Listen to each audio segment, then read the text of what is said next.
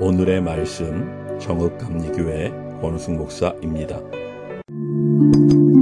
형제들아, 내가 너희에게 나아가 하나님의 증거를 전할 때 말과 지혜의 아름다운 것으로 아니하였나니 내가 너희 중에서 예수 그리스도와 그가 십자가에 못 박히신 것 외에는 아무것도 알지 아니하기로 작정하였습니다. 내가 너희 가운데 거할 때 약하고 두려워하고 심히 떨었노라. 내 말과 내 전도함이 설득력 있는 지혜의 말로 하지 아니하고 다만 성령의 나타나심과 능력으로 하여 너희 믿음이 사람의 지혜에 있지 아니하고 다만 하나님의 능력에 있게 하려 하였노라. 그러나 우리가 온전한 자들 중에서는 지혜를 말하노니 이는 이 세상의 지혜가 아니요 또 이 세상에서 없어질 통치자들의 지혜도 아니요 오직 은밀한 가운데 있는 하나님의 지혜를 말하는 것으로서 곧 감춰졌던 것인데 하나님이 우리의 영광을 위하여 만세전에 미리 정하신 것이라. 이 지혜는 이 세대 통치자들이 한 사람도 알지 못하였나니 만일 알았더라면 영광의 주를 십자가에 못 박지 아니하였으리라. 기록된 바 하나님이 자기를 사랑하는 자들을 위하여 예비하신 모든 것은 눈으로 보지 못하고 귀로 듣지 못하고 사람의 마음으로 생각하지도 못하였다 함과 같으리라. 세계 최고의 박물관이라도 칠흑 같은 어둠 속에서는 무용지물입니다. 빛이 없으면 위대한 걸작이 있어도 볼 수 없기 때문입니다. 우리 신앙도 이와 같습니다. 성령의 빛이 우리 영혼을 비추셔야 십자가의 의미가 드러납니다. 복음은 이해해서 받아들이는 것이 아닙니다. 성령님이 마음의 빛을 비추실 때 경험하는 하나님의 능력입니다. 오늘 말씀을 통해 우리 영혼의 눈을 여시는 성령님의 역사를 함께 묵상하길 원합니다. 바울이 고린도에 도착했을 때 그 도시는 수사학과 웅변에 취해 있었습니다. 말을 잘하는 것이 곧 지혜요 권력이었습니다. 바울은 마음만 먹으면 현란한 수사로 사람들을 사로잡을 수 있었습니다. 하지만 그는 말과 지혜의 아름다운 것을 내려놓았습니다. 바울은 내가 너희 중에서 예수 그리스도와 그가 십자가에 못 박히신 것 외에는 아무것도 알지 아니하기로 작정하였음이라고 고백합니다.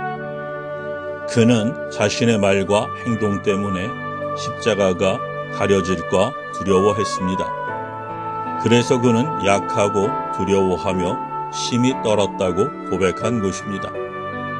그는 오직 하나님만 드러나기를 간절히 원했습니다. 자신의 자아가 복음의 통로를 막지 않으려는 철저한 몸부림이었습니다. 사사 기드온이 32,000명의 군대를 300명으로 줄여야 했던 이유도 같습니다. 인간의 힘이 빠질 때 비로소 하나님의 능력이 온전히 드러납니다. 바울은 논리적 설득의 기술로 복음을 전하지 않았습니다. 그는 성령의 나타나심을 의지했습니다. 십자가는 설명의 대상이 아니라 능력의 사건이기 때문입니다. 4절의 나타남은 법정에서 명백한 증거를 제시할 때 쓰이는 단어입니다. 즉 전도는 설명과 설득이 아니라 성령님이 살아계신 증거를 청중의 마음속에 직접 드러내시는 사건입니다. 우리는 전도할 때 잘 설명하여 상대를 설득하고자 하는 경향이 있습니다. 그러나 사람은 말로 변하지 않습니다. 성령님이 역사하셔야 변합니다. 십자가가 나를 위한 하나님의 사랑으로 여겨지기 시작합니다.